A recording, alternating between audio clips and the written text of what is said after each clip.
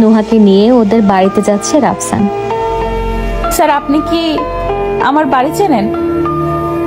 চিনি আপনাকে, ওখানে একদিন দেখেছিলাম। ও, আমি তো ভেবেছিলাম অন্য কিছু। কি ভেবেছিলেন? না, তেমন কিছু না। ও আচ্ছা। রাফসান নিজের গাড়িতে প্রবেশ করছে, সাথে নুহা। হ্যাঁ, সেই মেয়ে যার জন্য আমি একদিন ও বাড়ি ছেড়েছিলাম। বাড়িতে। নুহা মামনি, এতক্ষণ কোথায় ছিলে? আর সাথে কে এটা? উনি পুলিশ কমিশনার স্যার। আপনি বসুন প্লিজ। আর পুলিশ কেন? কিছু খারাপ করেছো নাকি? না না, খারাপ কিছু করিনি। উনি আজকে আমাকে সাহায্য করেছেন গুন্ডাদের হাত থেকে বাঁচিয়ে। আন্টি, আমি সাব্বির। আম্মু। ও আচ্ছা, বসো তুমি, আমি চা বানিয়ে আনছি। স্যার আসুন, আপনাকে বাড়িটা ঘুরিয়ে দেখাই। নুহা রাফসানকে বাড়িটা ঘুরিয়ে ঘুরিয়ে দেখাতে লাগলো। এক পর্যায়ে ওর রুমে এসে পড়ল। রুমে ঢুকতেই একটা জিনিস চোখে পড়ল, আর সেটা হলো ওর ছোট্টবেলার ছবিগুলো। নুহা অনেক সুন্দর করে গুছিয়ে রেখেছে। আচ্ছা, এই ছবিটা কার? এটা আমার চাচাতো ভাই রাফসান। ও তো, ওনার ছবি এখানে এভাবে? আসলে স্যার, অনেক বছর আগে আমার ভুলের জন্য ও বাড়ি ছেড়ে চলে যায়। ও চলে যাওয়ার পর থেকে একটা রাতও আমাকে শান্তিতে ঘুমাতে পারিনি।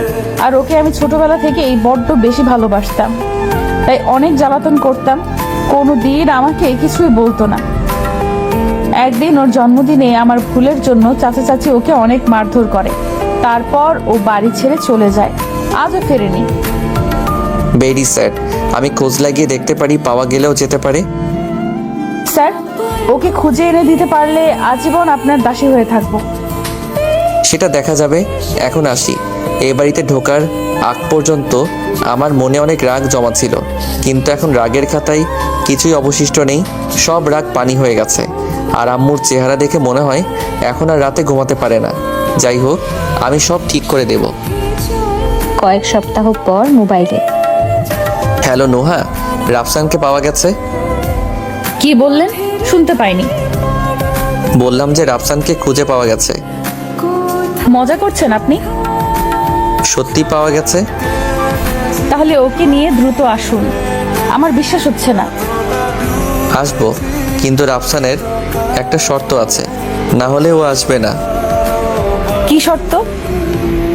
রাফসান এসে যেন বাড়িতে কাজীকে দেখতে পায়, আর বাড়িটা যেন বিয়েবাড়ির মতো সাজানো থাকে। কেন? এগুলো আবার কেন? কারণ সে তোমাকে বিয়ে করতে চায়। সত্যি বলছেন আপনি? ও আমার প্রতি রেগে নেই? হ্যাঁ, রেগে নেই। আমি যা বললাম তাই করো। আমি ওকে নিয়ে আসছি। আমি হয়তোবা আসবো না, শুধু রাফসান যাবে। আচ্ছা, তবে আপনি আসলে খুশি হতাম।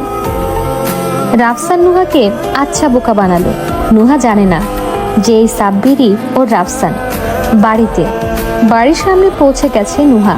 হয়তোবা ভেতরে পুরো বাড়িটা বিয়ে বাড়ির মতো সাজানো হয়েছে।